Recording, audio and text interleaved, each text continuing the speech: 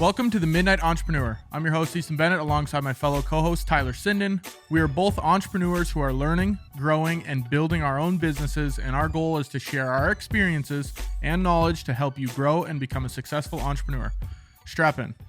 Tyler, what's going on, my man? Easton, not too much. Recording a little bit early here, but didn't really rush eating, but you know. Usually we record Thursdays, and Thursdays at like 5:30, and we had to move it back a little bit. Or is it back or is it forward? Or forward. We had to move forward a little bit. I had this argument with someone one time. It's definitely forward. But, what do you do? Got a little bit of a different look on my end of the camera here. I was getting sick of the desk setup, so now we're going a little bit more casual. But I kind of do miss having a table in front of me. I'm not going to lie to you. Yeah, I do like leaning on, I feel like it makes you more comfortable. Yeah, now I got these like armrests. I don't know if you can see like through the FaceTime, but these armrests are just, now it's like I'm on the show Mad Men. Have you ever seen Mad Men? I have not. I don't know. These chairs and couches remind me of Mad Men, that advertising TV show or whatever it is. But classy leather look. Yeah, we'll see how it goes. I was just telling you before this, I think I'm going to build a full set for it once I finish the room in my basement, but we will cross that bridge when we get there. Yeah, I want to do that too. I'm with you on setup. It's just too much effort. Hey, just have one setup and you're good. If the podcast blows up, we'll just have to fly out every week, Toronto to Minot, back and forth, and then just film it in person. That'd honestly be pretty fun. Yeah, it'd be a big expense, but yeah, for sure. Minimal expense. Remember that? I think I sent it to you where the amount of hours that you have flying, that's when you buy a private jet. So we would be in the talks of private jets. So honestly, that'd be sick. It's probably worth it. Just a nice little PJ back and forth once a week. We won't own anything else. It would just be like a private jet. What do you guys do? Podcast. We fly back and forth once a week, and that's pretty much all we do. That'd actually be kind of legit. I'd be down for that. Yeah. Okay. What's new with you? Anything new business-wise? I know you said you got a wedding this weekend. That should be fun to film. Yeah, we got the wedding. We were talking about running a promotional advertisement type of deal for our retail business because we're slacking on the ads there and not ads, but traffic and sales. So trying to generate more traffic and sales there. And after the last podcast, I mentioned something about not prioritizing and not doing that work that I don't want to do. And after I said that, I'm like, okay, I got to fucking do this. So I started working on those tasks that, are tedious, that I don't necessarily like to do. So been working on that, trying to, just drive more traffic to the site. And that's about it with me. What about you? Nothing much. I think last time we talked, had our little brief intro. I was just focusing on getting all the client work that I could done so I could start working on other things. About half of it is wrapped, so hopefully by our conversation next week, it'll all be finished. But yeah, just working on finishing a lot of those projects. Sent out a couple different treatments today. Hopefully hear good things on those. Hopefully they want to move forward with the project. But other than that, that's kind of all that's new with me. I'm heading to Williston tomorrow, driving to Williston for a job. It's pretty much just an award show, and I got to take a little bit of coverage at the beginning and then make sure a camera works during a live stream. So nothing crazy there, but yeah. And then going into the weekend, it's kind of working on some stuff. Got some YouTube videos in the plans that I got to film a couple of those. Went to film one today, realized that the video I'm filming is on a camera breakdown of the rig I use. And I need another camera with another lens to film it, and I borrowed that out to my sister because she wanted to take some pictures. So couldn't film it today. I was going to film it before we filmed this episode, but we're here, and we'll film it either tomorrow or hopefully this weekend. Nice. Hopefully those are some amazing pictures. Oh, they better be. She was shooting some pep rally or something, so we'll see how that goes. Interesting. Yeah. Well, but other than that, not a ton. I think we can get right into our topic here, and as always, you can see by the title, we're going to be talking about pricing today. So I think pricing is one of the most important things when going into business, whether it is retail or service. Would you agree with me on that, Tyler? Definitely. It's, how you make money, how you generate profit and get that revenue. So it's very important. And at the beginning, I think it's really difficult to know how to price your services because when I was figuring out how to do it, obviously there's videos and stuff out there that teach you, but I personally didn't really know how to price myself. Did you run into any of those situations where you're like, I don't really know how to price this product, or I don't know how to price this service? Definitely. I feel like I always run into that. I think it's just starting out and you don't know how you underestimate yourself and might undercharge. You probably will. I'm assuming chart. I mean, there's probably both ends where Yeah. you just have absolutely no idea and you just throw out this random number and it's way too high, or you just way underprice yourself and you don't really, because you're not in the business enough to understand how long it's going to take, and you're like, yeah, I'll do that for $100, and turns Yeah. out it takes like 6 hours or something, and then you ended Mhm. up making like $6 an hour. It's like, oh, that didn't really work out well, or so, you know. Yeah. And I think a lot of people correlate that at the beginning. When you take a job and let's say it's $100 and it takes, 10 hours to do, okay, I'm getting $10 an hour. So is that really awesome? No, that's not awesome if you're running your own business. But one thing I found out in the beginning of business when I was learning to price myself is you need to track how much time everything takes. And once your business progresses, so in my case, it's video editing, the one thing I really had to track. How long does it take to edit a video? So I would time myself. Okay, this video took 4 hours. So now I know for future projects, it's going to take about 4 hours. Okay, now I do another video. This one's going to take about 12 hours. Now I know how to charge for 12 hours. So at the beginning, you're not going to be perfect, especially in the service-based business. You don't know how long things generally take until you've really worked in the industry a lot. But there's there's the first tip of the podcast I have is to track how long things take. I don't know if there's anything similar on the retail side where you kind of have to figure out at the beginning, but that's kind of how I think of it when I was starting in the service-based side. I don't think so. I feel like it's just going to your competitors and seeing what they're charging and just trying to find that, ground where your products lay, figure out your quality versus their quality, and figure out where you lie in that marketplace. And there's one thought that I always have is you get what you pay for. So typically, if you pay for something that's cheap, it's probably going to be poorly made, poor quality. Mhm. Versus you pay for something that's extremely expensive, you're getting higher quality, better durability. And I think that's tough to price yourself because a lot of people, myself included, think this and they're like, okay, I'm going to pay the extra couple $100 for whatever product X is. And they're like, it's going to be extremely good quality where they won't even, double take on it. Yeah. So And yeah, I think it's a lot of looking at competitors. and I think most of the time you can tell if it's a good product not only by if it's more expensive or it's whatever higher priced. Expensive maybe is not a great word, but if it's higher priced, a lot of the times businesses are starting in the begin in a lot of times businesses that are starting in the beginning, so myself, I'll just speak from example, you're almost too scared to charge a lot of money. And this is Hmm. service specific, but people that are just coming out the gate. So if you're wondering, okay, is this $10,000 video going to be worth it? Well, the person that just started 2 months ago, they don't have the stones to charge $10,000 for a video right off the bat, unless they're really, they've been in the industry a while. And there's obviously exceptions, but a lot of times you can tell that it's like, okay, this is probably expensive. You're probably super experienced and you know what you're doing.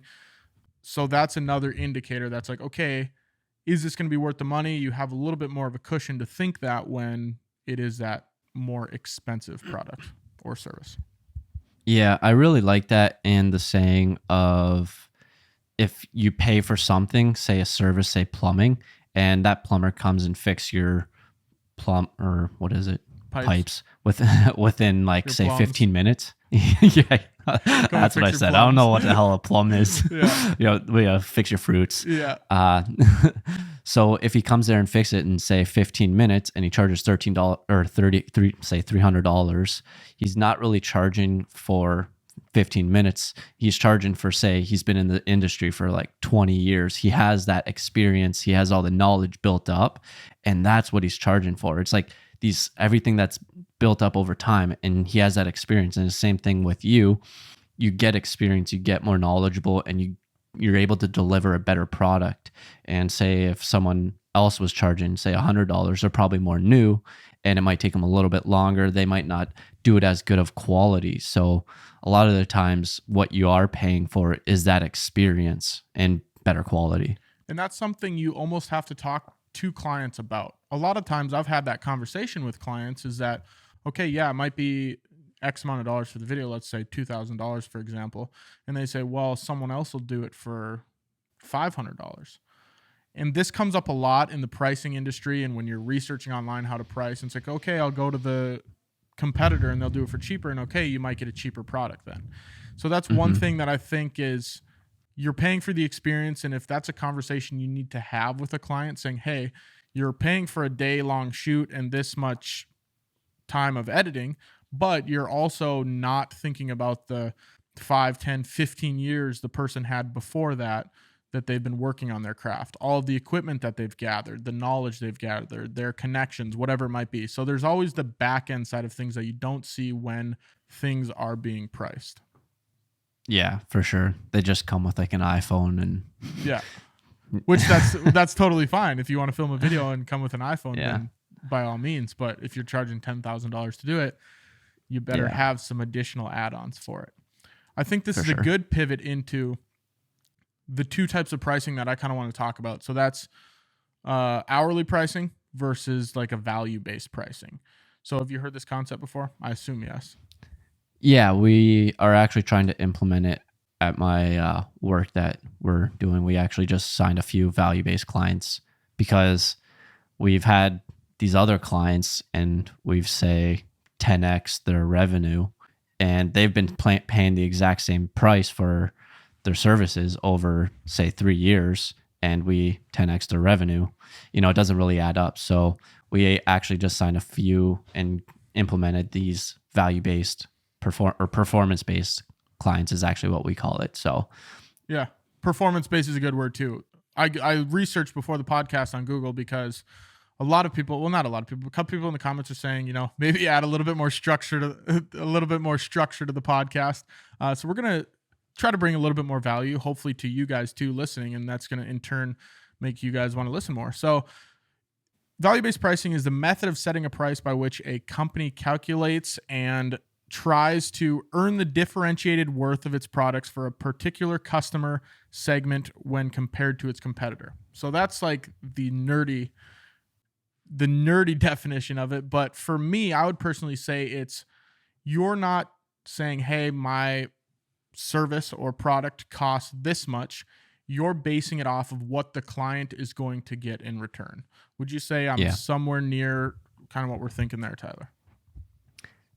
Yeah, now that you say that, it's a little bit different for what I was talking about, where what ours is say it's more so a percentage gained off the revenue from us doing the services. For us, it's more recurring because we do it every single month and yearly they become a client. Where for you, it might just be one video, one service, one offer. So it's a little bit different in that aspect. So it's just like a percent of increase revenue that we're able to get for them. And before I get into examples of what I want to actually share, because there are a couple examples where I actually used this a couple weeks ago on the job we talked about, but we'll get into that in a second. But we're comparing this to what a lot of people start out, and I'm talking specifically service-based because I'm not super familiar with retail, but in the service-based business, a lot of people start out with an hourly rate. And an hourly rate is pretty much what everyone that earns. They go to a job, they get a W-2 wage in America. I don't know what it is in Canada, but they get paid X amount of dollars per hour they work. So let's say they get $25 an hour. That's their wage. It doesn't change. That's pretty much how much that employee cost. It doesn't matter if they're making the company $5 million or if they're making the company $5, they are getting an hourly rate, or whoever is getting an hourly rate, not necessarily the W-2 employee. Versus value-based, which now I'll get into the example, is charging based off what a client is going to return. So this might be a little bit different compared to what Google says, but this is my personal experience. I had a client and I didn't do enough digging into their discovery questions, I call them. So pretty much asking questions before you take on the client, figuring out their goals, what they want the project to look like, the whole campaign, all of it. I pretty much kind of just flew through this one super quickly, didn't ask enough questions, and let's say the video is $2,500 that I'm charging them for. After talking to them more and more, and after we have a contract signed, I figure out that they've invested around $5 million into this thing that we're shooting, and they're selling each product for around $400,000. So obviously, I based my pricing off of what I think I want to make and the expenses my business will take on to shoot it. But had I known that if our $2,500 video sells even one product, they're going to make their money 20x just from that one video. So that's where the value-based pricing comes in. And one example I hear a lot, and I'm rambling a little bit here, but one example I hear a lot is graphic design work. So like logo work. You're going to charge Nike a different price than you're going to charge some meat shop. You know what I mean? So if I have a local meat shop compared to if I'm making a logo for Nike, one might be worth $40, but the logo for Nike might be worth $40 million. So that's kind of how I compare it in my mind when I'm pricing things. It's okay, what is this worth to the client compared to what it's worth to a different client? Does that make a little bit of sense? Yeah, it makes sense, but I feel like I'm struggling to, like, how would you say, hey, you're gonna make $500,000 off one sale. I want to charge $250,000 for this video. Well, it's not telling them that, and you have to go about it different than just saying, hey, I'm going to charge more because you're going to make more. So it's okay. Let's say you're going to make $50,000. Well, instead of coming with just me and my camera for $500, I'll say, okay, well, if you're going to make $50,000 per sale, I'm going to now put in a little bit more work. There's more wiggle room to charge more money and make more money in turn.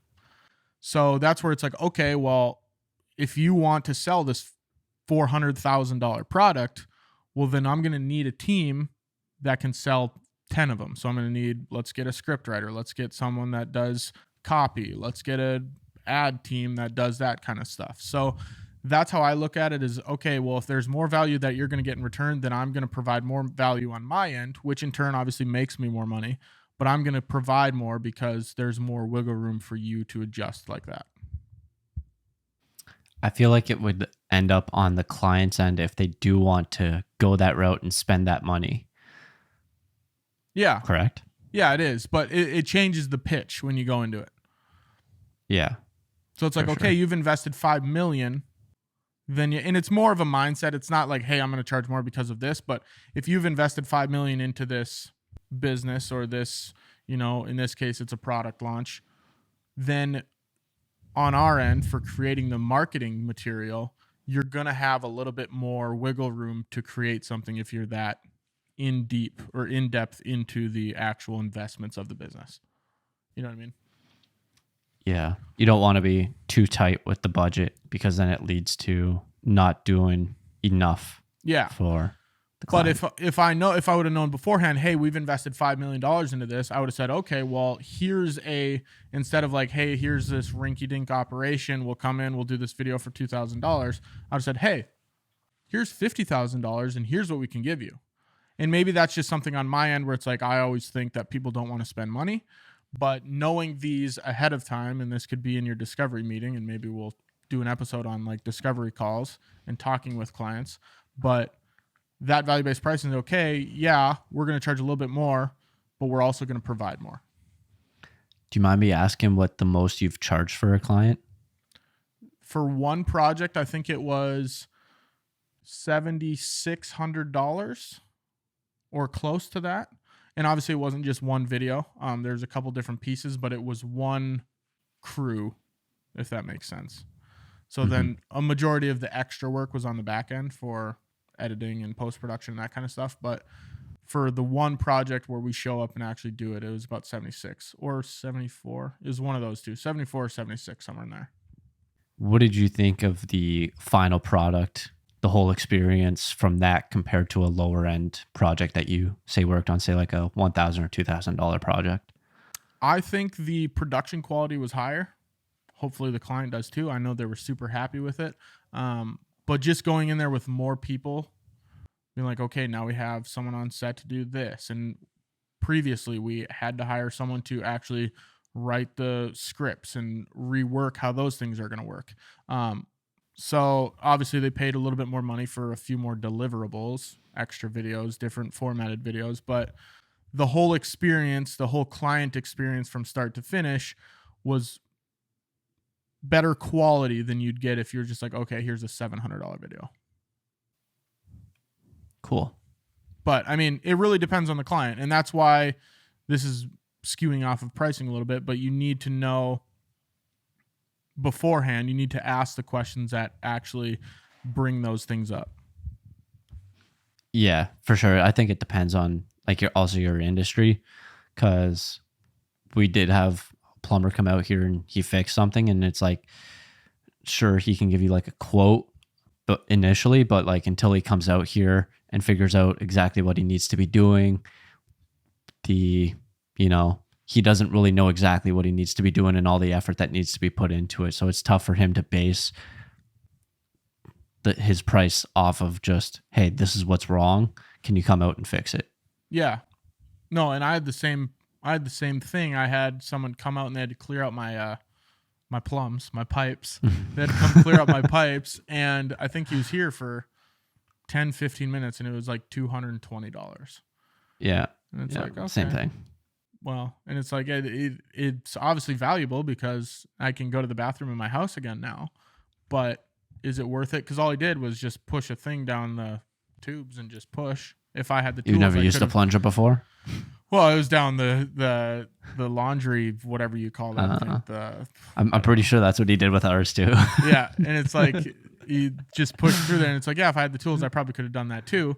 But the experience and everything comes from that, where it's like, okay, well, I'm going to pay the guy because he's done this 5,000 times. Yeah, it's probably the difference between finding someone doing it for the first time versus that guy that's probably done it, 500, 1,000 times, where the guy that's doing it for the first time would be in there for a couple hours and be like, okay, that's $100. Yeah. And then that guy's in there for 10 minutes and $300. And sometimes you have to pay for speed and things like that. You have to pay for people to show up and do it in a timely fashion. You pay Efficiency. for trust. You trust them to do the job right. Those are all things that go into pricing. But if you can gain more trust from a client and they believe that you're going to achieve the outcome you're actually looking to achieve, then you can charge a little bit more money. Yeah, I feel like for you, it's a little bit easier to gain trust because you can see the products that you put out there with your videos. It's real simple to go and look at trust. Do you have any, say, tips on how would you gain trust? Yeah. I mean, the main tip would be just to provide, and I think we talked about this in the last episode, but just provide a good product. And maybe that was the one we were talking about, different ways to gain. But how do people know? Clients. How do they know that it's a good product? Yeah, obviously, like there's reviews and maybe referrals. But say it's because like for you, it's a little bit different because people can just go look at your videos, be like, hey, I like this guy. He does some good videos, good quality videos. Say for supplements, how would someone? Okay. Oh, so you're saying my tips for people that maybe don't have the wherewithal to be like, hey, here's the product. It looks good. Say a plumber. Yeah, I think that word of mouth is huge. So obviously you want to have a good reputation in the market you're in. But also this is where I think it comes back to content creation. It's making yourself the expert in that industry. Yeah. So, I mean, I think creating content around just showing people and explaining why your service or product or whatever it is works. It's like, okay, here's it works, and here's facts on why it works, or here's whatever you can show to be like, hey, this is the content. This is why I know this stuff. Give your credentials or whatever it might be. Show some results if you have results. Maybe it's like a supplement company, but it's like you can't really see the supplements, but if you show a person's before and after using it, then you can kind of get an idea. So I think building trust, you can do it a lot of different ways, but it's really just becoming that authoritative person in your marketplace, in your industry. Yeah, I like that answer. I think a lot of it can just be done on social media, just, maybe posting, maybe bringing it on a job site and explaining what's going on, just showing that you're an authority, you have the knowledge, you have the experience in that industry, and that you know how to know what you're doing with your job. Yeah. And I think vulnerability is a huge part of it too. If you go into a situation thinking that you know everything, people, in my experience, and maybe this is just me, but if someone knows everything and they never have questions about anything, it almost makes me question whether they know what they say they know. I'd rather someone know 90% of things and say, yeah, I know all this stuff. And then if I ask them a question about this and they don't know, they're like, hey, I actually am not really sure about that. So it gives them more credibility on the things that they do know. Does that make any Yeah. sense? Because I felt like it made Oh, sense for in sure. my head. Yeah, it did. It's just having transparency and being honest that, hey, I don't know that. I'll maybe go research it and I'll come back and come up with an answer. But Yeah. great question. And that's a lot of times I do that in video work. It's someone will ask me a question in the first or second meeting and they're like, how do we pull out this emotion out of the video? And I'm like, hey, I have no idea right now. I'm like, I'll Yeah. talk to you in a week or two when I think about it and I can come up with an idea. But if you have all the answers at the snap of a finger, it's almost, to me, seems almost a little suspect. Yeah, for sure. It's like you're just BSing and coming up with bullshit answers on the spot, or, you don't, you try not to look like you don't know what you don't know. Yeah. And that's only to a certain extent. I don't want to go to the doctor's office and him not know anything. But if he knows 95% of everything and there's something where he's like, hey, honestly, I know a lot, but that's something I don't know. So you don't want to go into a situation where the guy knows nothing at all or the girl knows nothing at all. But just like you said, transparency and being vulnerable, showing, okay, they don't know that much, so I can trust them a little bit more. Yeah. I feel like that's when they start sending you to specialists. It's like, I don't know, I've never seen that. You go to this guy. Yeah, go to this brain specialist because I just work on arms or whatever it might be. Yeah, exactly. So I want to talk a little bit hybrid pricing. So we talked about value-based and hourly-based. I use somewhat of a hybrid in between. You need to burp it out.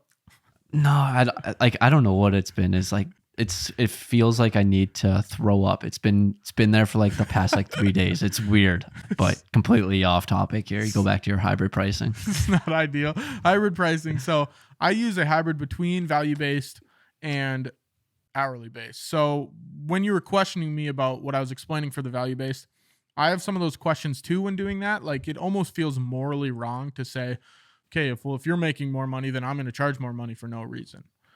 Yep. So what I do, more of the value-based pricing would be to add more value for more money, which, yeah, you might charge a little bit more, and I'll tell you why you get a little bit more for free, I guess you could say.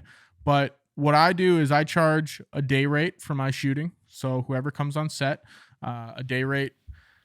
My personal day rate is $800 for a 8 to 10 hour day. And then if I need to hire anybody Is that else, just for you? that is just for me with nothing in my hands. So it's $800 for my body, myself, to show up wherever it is.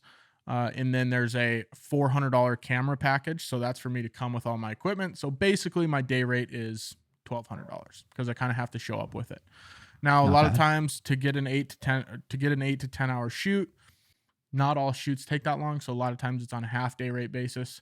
And why I used to charge just $1,200 for a day rate, camera package included.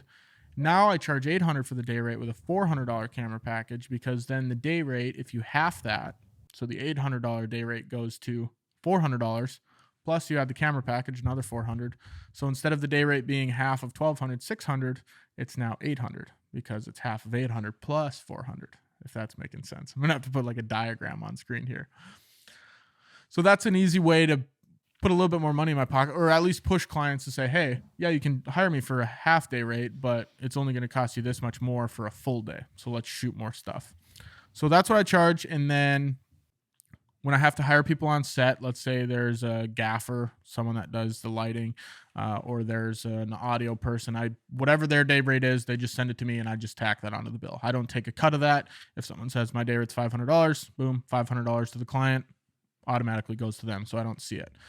And then on top of that, on the back end, there is post-production. So that's an hourly rate. So this is kind of where the hybrid comes into it. The day rate and the hourly editing rate are kind of the hybrid portion. So this is an important topic I want to touch on, because I charge $60 an hour to edit videos. So like, let's say a project takes 10 hours to edit. I'm going to charge $600 to edit it. The reason I do this is because if you're running a business, and this is an important tip, if you're running a business, you want to charge above what you could hire someone else to do it for. Does that make sense? Do you want to take a stab at what that means?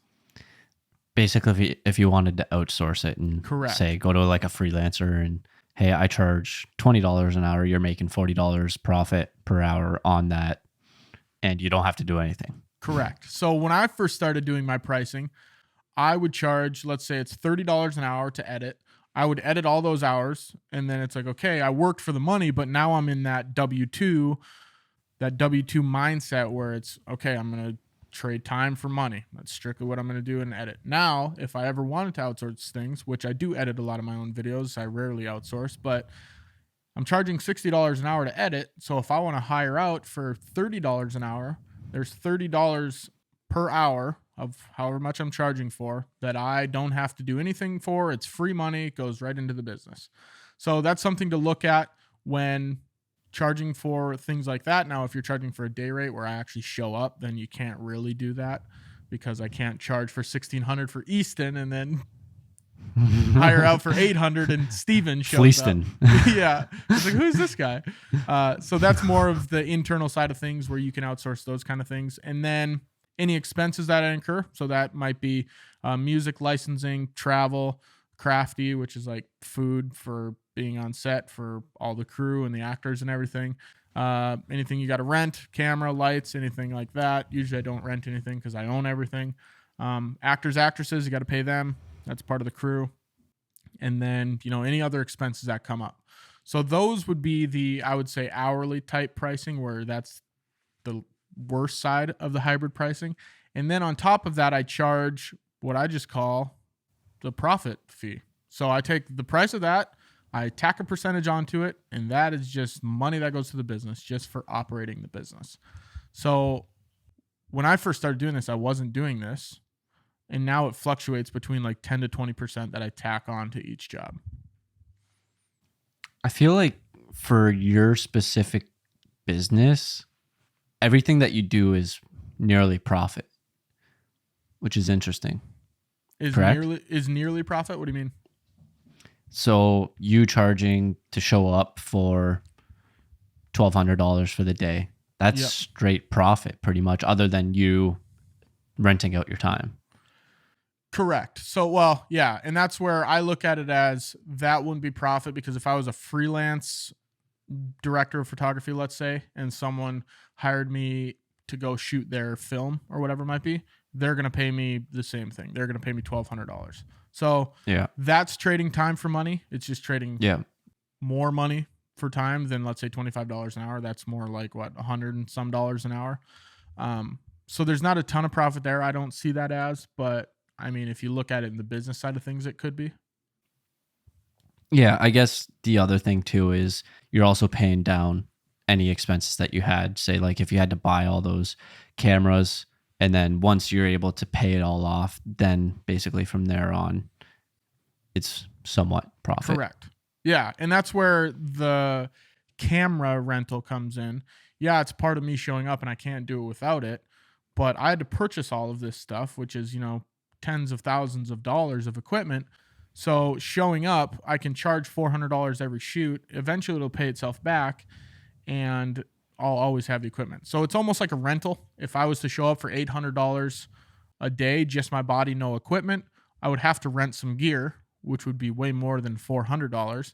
But that's just a little tacked on piece. It's like, okay, well, you have to pay for the gear because I have the gear and I'm going to use it. Now, I heard one argument about this. I talked to a guy on Twitter about this, and I'm not against his side of the argument. I think they're both good sides.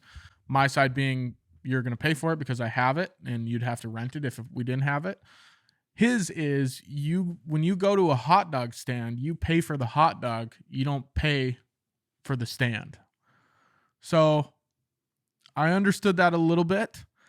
So you pay $1 for a hot dog. You don't have to buy all the ingredients to make it in the stand to run it.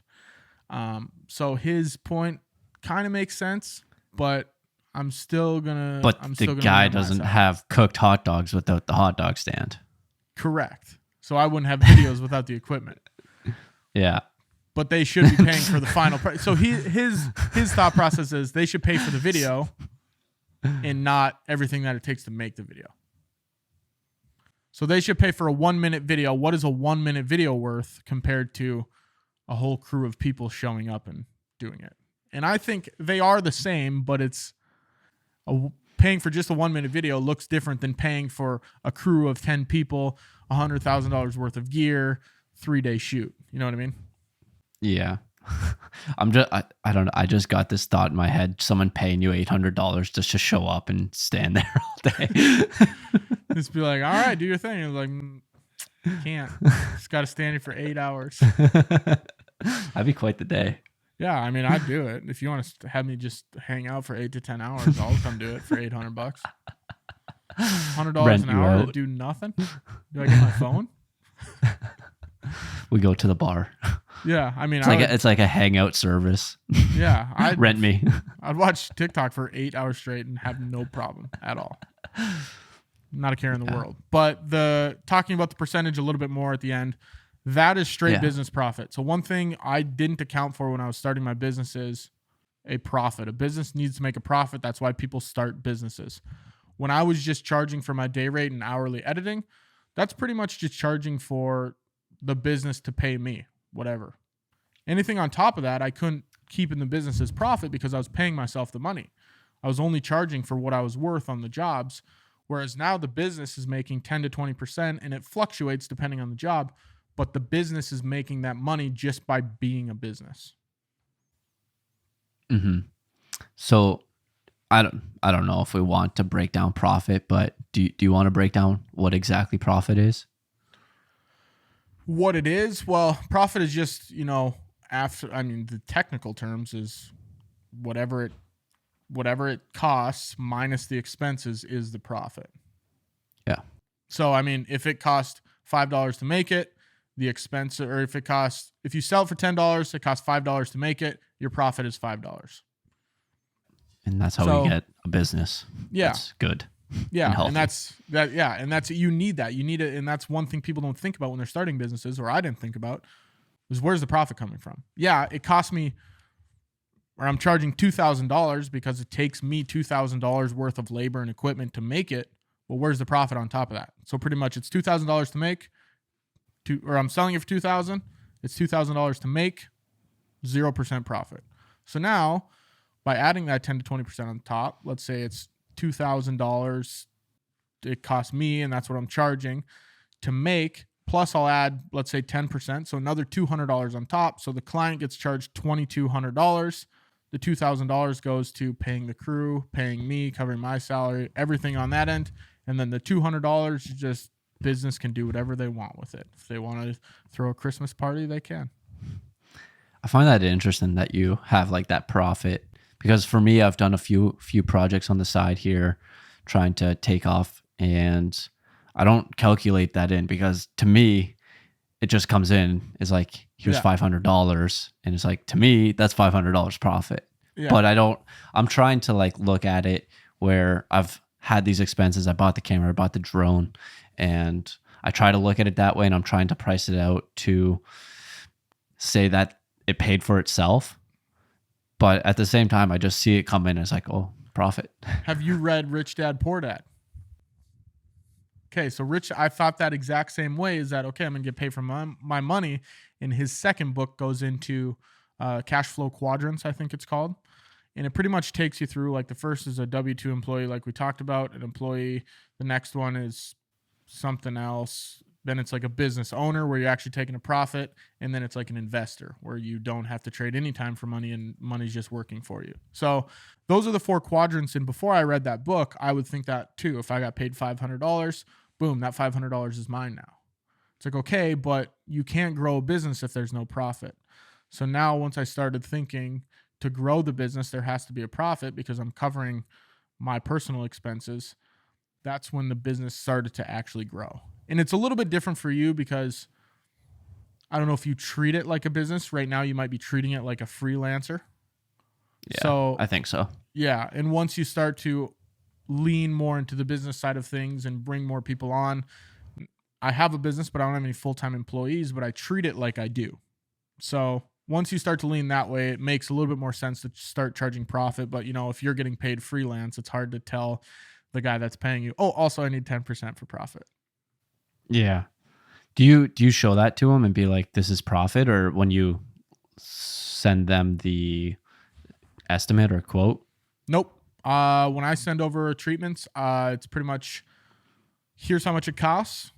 Here's how many days we're shooting. Here's what it's going to look like. We're going to have this many people on set. And here's your deliverables.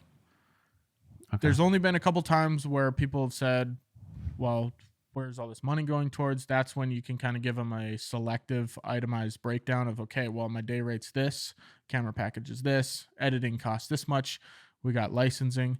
And that's sometimes where you can throw in some of those fugazi numbers. That's like, okay, I'm $200 for music licensing. Okay, $200 to store your footage for the next 10 years. You know what I mean? So sometimes I throw that in where it's like, I have a licensing software where I get music from, but every client that I have has to pay for music. So I haven't had many clients that actually ask, where's all this money going to? It's usually, well, our budget's this. And that's one thing we can talk about too, is that I try to get the budget from clients before I ever give any numbers. So it's, you tell me what kind of money you're working with, and I'll tell you what we can do for that money. And a lot of people think that's kind of slimy, but that's just how I work, honestly. Like, I don't want to lie to you. Like, if you tell me you have $5,000 to put towards this campaign, I'll tell you exactly what we can do for $5,000, and I'm not going to inflate it so we have to do less work. If you want to do something for $20,000, I'm going to be like, sweet. We can do a 5-day shoot, and we can hire all these actors, and we can get a sweet car to shoot in it, and we can get these cool locations. But we can't do all that if you're like, okay, I have $1,000. Then it's like, okay, well, I'll show up for a half day. We'll shoot this one video. It'll be just me, and then I'll edit it. Which they're both good products, but the bigger the budget, we can do more with it. You're not getting ripped off. You're just getting more for your money. Yeah, the more you're able to do with more money, obviously. Yeah. So the 4 quadrants are employees, business owner, self-employed, investors. What do you view yourself as currently with your business? I would say a business owner. I don't know what quadrant that is. It's probably in the middle of self-employed and business owner, because business owner, I don't have any employees. I don't know if it tells you what needs to be in each of them, but I assume employee is like someone that works, a teacher or something, employee. Self-employed might be like a freelance type thing where you're making your own money. Maybe it says you own a job, so I guess so. Yeah. Yeah. So I'd be like, that's like your plumbers, your one-off plumbers. They own their job because they can do whatever they want. They make that kind of money. A business, I assume, is something that's looking to take profit. Business owner, people work for you. Yes. So I think that would be more so you hiring your services out, say outsourcing your editing. So I'd say it's like a hybrid between self-employed and business, depending on the certain job. And that's where the high level business between business investors, the fourth one is investors, right? Or investment or whatever it is. The high level business owners would be someone that's pretty much just managing a business where they do little to no work besides the high level ideation and that kind of stuff. Money works for you. Yeah. So you're paying these people to make you more money. Kind of. I think business owners would be that quadrant, because then you're paying those people to make you money. Yeah, that's where investors is maybe you have maybe you invest in a business and that's it. Yeah, that's what I'm talking about. High level, the business owner quadrant, not the investor one. Okay. Investors is like, hey, I got a piece of real estate and I'm making $10,000 a month from it. Yeah. Yeah. Which we all want to get there one day. One day. Do you want to get into real estate? I don't know. I mean, I want to buy real estate to have, but I don't want to get into like the real estate game where like people are doing all this hacking, they call it. Oh, this real estate hacks this. I'm like, no, I want to buy a piece, do it. Like, I don't have to do all this crazy stuff. Just buy something, wait 10 years. Yeah, rent it out. I don't want to have to be this middleman. I see people doing like contract stuff where they don't ever touch anything. So they're like, hey, this place for sale, I'll find a buyer and then I'll mush them in the middle. Like, I don't want to do any of that. But eventually I want to have some real estate assets, because that is a good thing to have in your real estate portfolio, or in your portfolio in general. Yeah, for sure. Your boy, Robert, looks at real estate as liability though, doesn't he? Robert Kawasaki. Yeah. I don't know. It's been a couple I'm years pretty since sure I he read says the that. book. Pretty sure he Yeah. says like your home's a liability because it's all expenses. Yes, he does say that. Your first home, he thinks a house is definitely a liability. But I mean, a lot of people say that, but honestly, it's like I argue it because especially in my situation, you got to live somewhere. And I'm paying the same in a mortgage, or actually less than I would in an apartment. So for certain situations, it makes sense. Renting isn't. Yeah, it is a liability, but you're not going to go your whole life with no liabilities, I think. Yeah. I know we're getting a little off topic here, but I just had someone talk to me. I think it's Grant Cardone says he rents. He never buys his house. He always rents. And I never understood that concept, but when I was talking to this guy, he kind of explained it in a way that made sense, to where, because you got to put the mortgage down, you got to put the down payment, you got to have all these upfront expenses when you could be using that money to invest it in, say, a business. So Yeah. And that's, you have to be in the financial situation to be able to rent forever too. You know what I mean? Some people don't like the thought of having to rent forever. Whereas some people like, hey, I want to take out a 15-year mortgage or a 30-year mortgage, whatever it might be. Obviously, there's interest attached to that. There's no interest attached to a rental payment, I guess you could say. yeah. But at the end of the day, I know it's a liability, but eventually it'll be an asset one day. So yeah, he is probably right. It is a liability, but I didn't have to put any money down. So, Oh, well, that's a pretty nice deal you got then. well, $1,000, I guess, but that was just for, I can't even remember what the term is. You have to put it in some account before you start. Yeah. But I had a free $60,000 as a down payment. So, yeah. That's not bad. Not bad, especially in the market you bought it in. Well, exactly. And now, like, I owe whatever on it. And eventually, if I want to rent it out one day, I can, since it is a 5-bedroom. And that's something that you think about too. And this is getting off topic a little bit. We're not talking about pricing. Very. But if you want to buy your first property, it might be a liability right away. But eventually, when you buy your next property, you can rent out the other one. So, you can look at it both ways. But those people know a lot more than I do, so maybe listen to their advice. I only know my certain circumstance, which is I got a really good deal for it, and it made sense for me. But you have to figure out if it makes sense for you. We don't want to talk out of our ass and say we know everything. So, yeah, I definitely don't know everything. Exactly. That's why we're documenting this once a week. Yeah. So, what are your thoughts? Anything else? Nothing. I think I kind of covered everything that I want to talk about as far as my pricing journey goes. What about yourself? Yeah, I feel like the same. I feel like, especially starting out, it can be tough to figure out pricing, but I think it just goes back to figuring out what your competitors are charging. I know for me personally, I undercharge when I'm first starting out, just because I want to get the job and then show what I can do and try and over deliver to try and continue that business relationship. And I don't know if you did that as well, where you most likely undercharge at first, but I feel like it's better to undercharge than overcharge. 100%. That actually sparked my mind into something I forgot to say. Beginning, like you said, I undercharged the shit out of my projects. Once I learned that I was undercharging, this is the tip I was going to talk about. Keep raising your prices. I raise my prices probably once a year, maybe once every 2 years. Now that I'm getting up into a little bit more of the premium pricing, it's harder to go up, but I'm still trying to raise my prices every year because I'm adding value through my company every year. So one thing, when you're trying to raise your prices until somebody says no. If every single person you talk to is saying yes, then I'm not saying it's too good of a deal, but there are some times that you want people to say no. You want to work yourself out of certain markets. So when you start out, let's say when I started, I was charging $200-$300 a video. You're getting $200 to $300 clients. Once you start charging a little bit more, let's say you charge $700 to $800, then maybe some of those $200 to $300 clients can't afford to pay you, but now you're in the $700 to $800 range. So a lot of people say don't do this because any job's good job, money is money.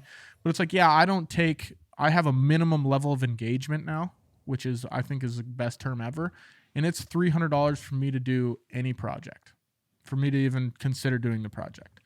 What would you even do? $300? It's just editing. That's not much stuff. at all. Yeah. Oh. It's like, hey, I'll edit this video for 4 or 5 hours. So that's what I have. And now that I've done that, I don't get a lot of those clients, but you have clients here and there. Before I started doing that, they'd be like, hey, $500 video. And I'd be like, okay, well, I don't do that, which those are for bigger jobs. It's like, hey, we want a full day shoot and this many videos. I'm like, okay, well, we can't do it for that. So now I just kind of recommend other people that could take those on. But from my experience, you want to work yourself out of certain markets. That's going to come with some no's, but just know that means some yeses are going to come from the higher end clients. Yeah, you're getting yourself into a completely different market when you start raising your prices. And Correct. I feel like with those people that have or higher budgets, from what I hear, they are typically a lot easier to work with than the nitpicky lower end clients. Oh yeah, in any industry, I assume. I've only been in the video field, but it's funny. The clients that have the least amount of money want the most changes. They want everything to be perfect. Whereas the higher end clients, they know the process a little bit better. So that's a nice thing when you do move into those markets.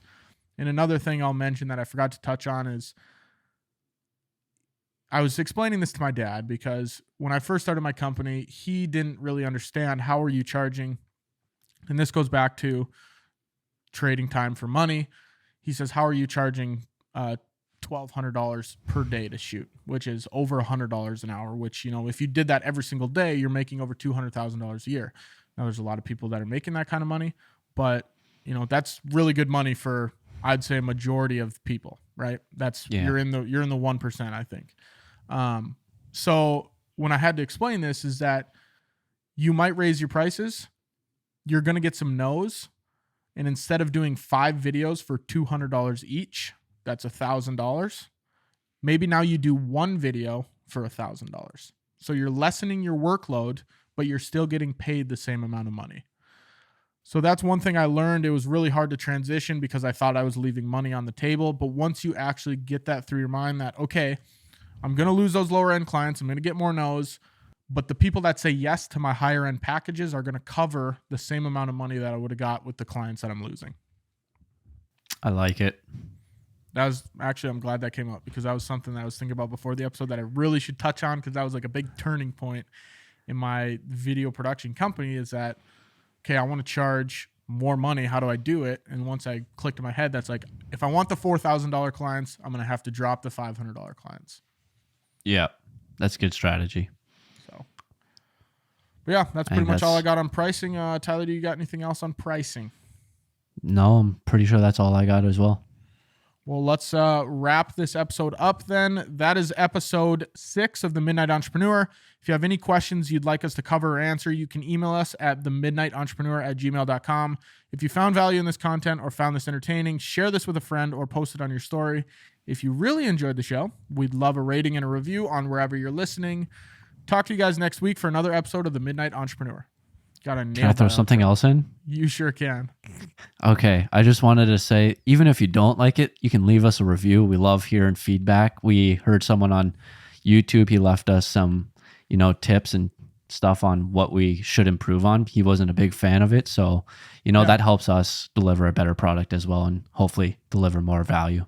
So even if you don't like it, ratings. Yeah, we want to make this podcast valuable for you guys. We're not doing this selfishly to, just talk to each other because we could talk to each other without doing the podcast. We want to provide value to people that are in the business world and want to actually learn things. So if you want to hear something, if you have feedback on any clips like that guy on YouTube did, then we'd love to hear it. So thank you for bringing that up, Tyler. All right. I feel like people might skip this, but hopefully that's all right. Some people don't. Let's clip it. All right, sweet. Okay, we'll talk to you guys next week for another episode of The Midnight Entrepreneur.